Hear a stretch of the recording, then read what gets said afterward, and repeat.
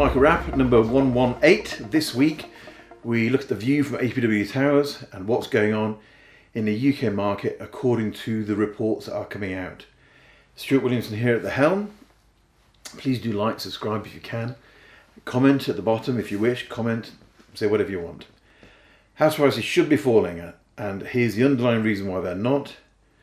Suggestions that higher interest rates would stop house price growth in its tracks has proved to be unfounded, with limited supply helping prices climb. This is according to the latest research from RICS, the Royal Institute of Chartered Surveyors.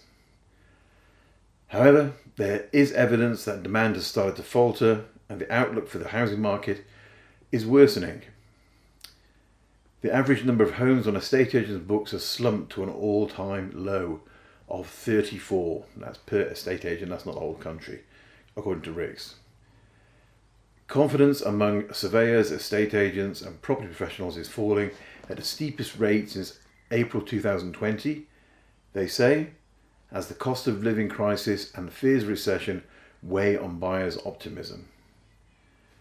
And that is to be expected, isn't it? I mean, you're going to buy something that's a big ticket item, you're going to think twice if you've got a recession on the horizon.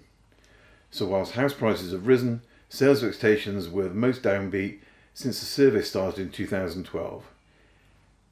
Alex McNeil of the mortgage brokers Bramley's said sales are starting to slow and one or two are failing to proceed, as impending recession is starting to spook those of a nervous disposition. RICS went on to comment that while prices were rising for now, surveyors believe the market could level off in the next year. Expectations of the next 12 months have fallen back, with the same experts predicting an average house price increase of 0.2%, which is a lot down on what most of the forecasters are saying most recently, and even that's in doubt really. Tarrant Parsons of RICS said concerns over the economic backdrop and the rising interest rates continue to take their toll on market momentum, with strong activity early in the year now giving way to a more subdued picture. Mr. Parsons added, given projections for the UK economy, which are pointing to a recession emerging towards the end of this year, and I think frankly it's going to be before the end of this year that it's going to occur, respondents envisage housing sales continuing to slip in the coming months. For the time being at least, the lack of stock available on the market is still providing support for house prices, he said, which continues to rise even if the pace of growth has cooled over recent months. But house price growth is still in double-digit territory, albeit just. Last week, Nationwide reported a 0.8% seasonally adjusted increase in the mainstream house prices in August, leaving annual house price growth in double-digit territory. Okay. It also says that a few days before that, the Bank of England put out the latest mortgage approvals figures, which they collate monthly as an indication of what's gone on in the marketplace. And mortgage approvals for house purchase were at 63,770 for July, which is slightly ahead of June and still closely aligned to the pre-pandemic average. However, there are some signs that the heat is coming out of the market. Zoopla are reporting a softening in buyer demand, suggesting that the shortage of stock, which is holding up the market, is beginning to ease. So there's more stock coming onto the market, despite RICS saying is at an all-time low. They're indicating that more is coming through. So that should mean that house prices won't be in such high demand.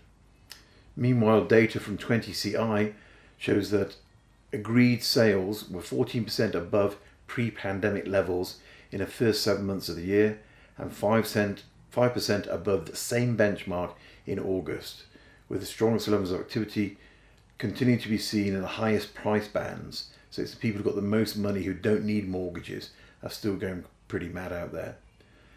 With the MPC, the Monetary Policy Committee, having voted 8-1 in favour of increasing the bank base rate to 1.75% at the beginning of August, and the Bank of England raising its expectations for inflation to 13% in 2022, the expectations for a further 0.5% increase in the cost of debt this month is going ahead, and then a further 0.5% signal for beginning potentially of 2023.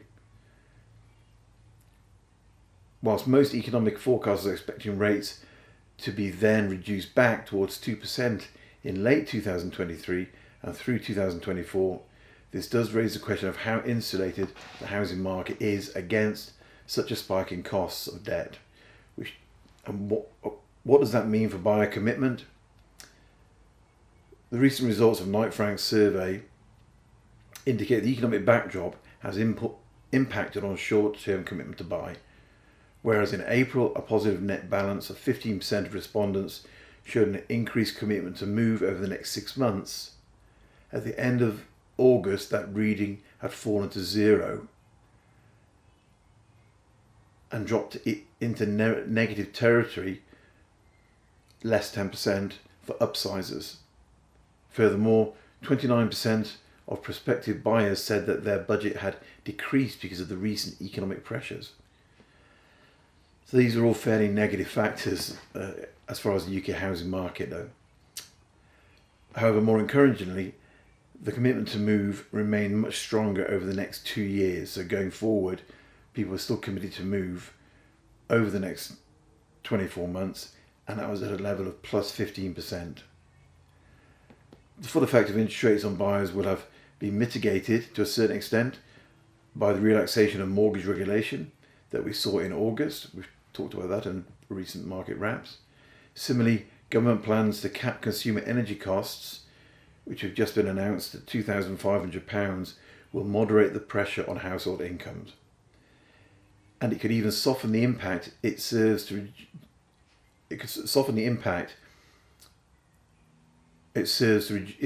reduce inflation expectations. So if we don't think inflation is going to be that bad, perhaps the Bank of England will take a more dovish approach to future rate increases, which again would be a positive thing. Meanwhile, the extent to which buyers either hedged against interest rate rises by adopting long-term fixed-rate mortgages, or had their affordability stress tested under the now historical mortgage regulations and so could remortgage, and how they will benefit from the new energy cap of £2,500 and the extension of the the marriage allowance, so you can transfer your whole tax-free allowance to your partner, should all serve to minimise distress in the market.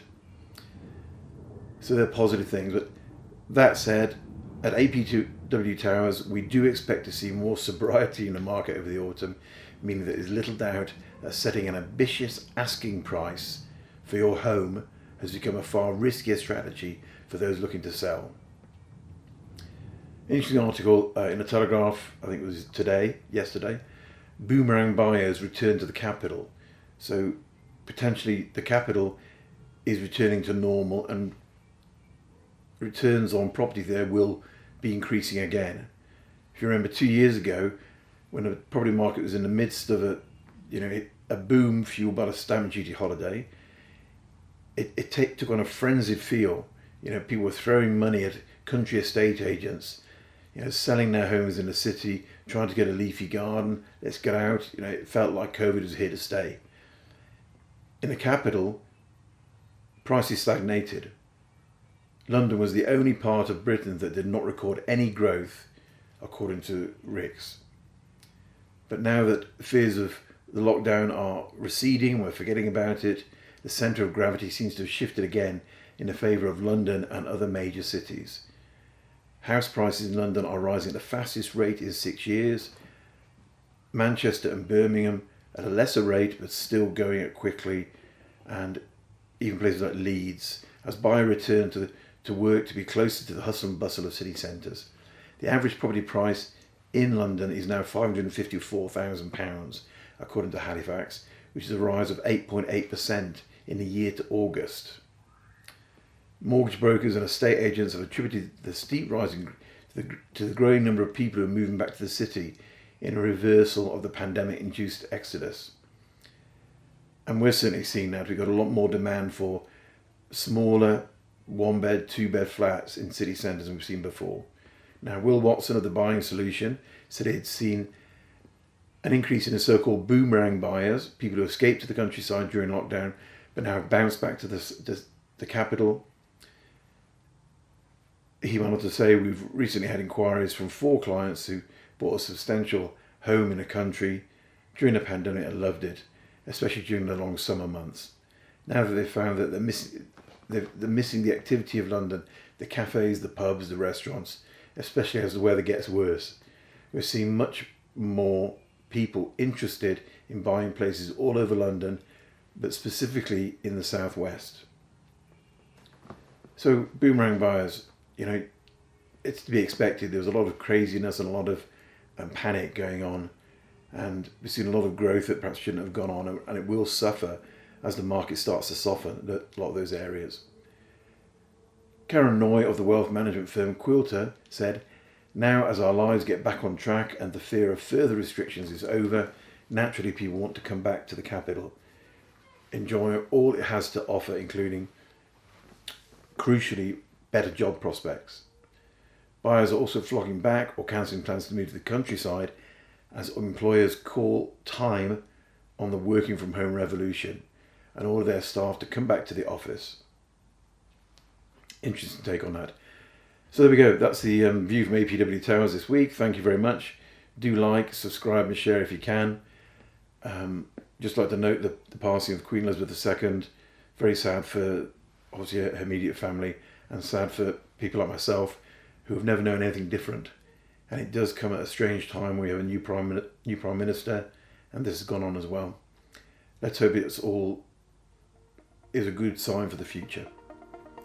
Thank you very much. Take care. Bye-bye.